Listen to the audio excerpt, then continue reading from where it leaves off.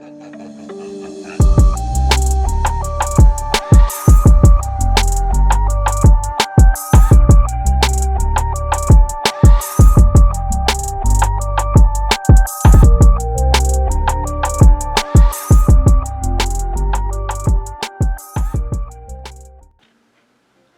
zusammen, hi everyone.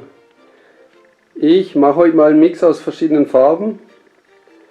Und zwar ein Bild, das dann 50 zu 70 cm ist. Und zwar habe ich hier noch Restfarben. Und zwar von diesem Satin Animal. Das ist einmal dieses Steel Blue, also Stahlblau. Dann habe ich hier noch dieses Honeygold. Auch dieses Satin Animals.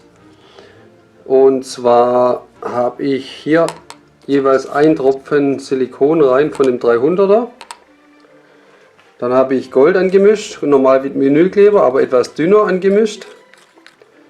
Und zwar ein Tropfen vom 100er Silikon rein.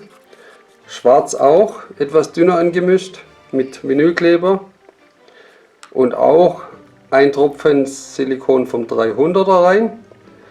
Und dann habe ich dieses Cyanblau, habe ich nur mit Farbe und Wasser angemischt. Dann dieses Magenta, auch nur mit Farbe und Wasser, also ganz dünn. Und dann noch zwei große Becher mit Weiß, auch mit Vinylkleber angemischt.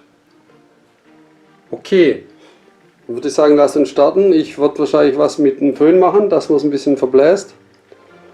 Und lassen wir uns überraschen. Also, lasst uns starten.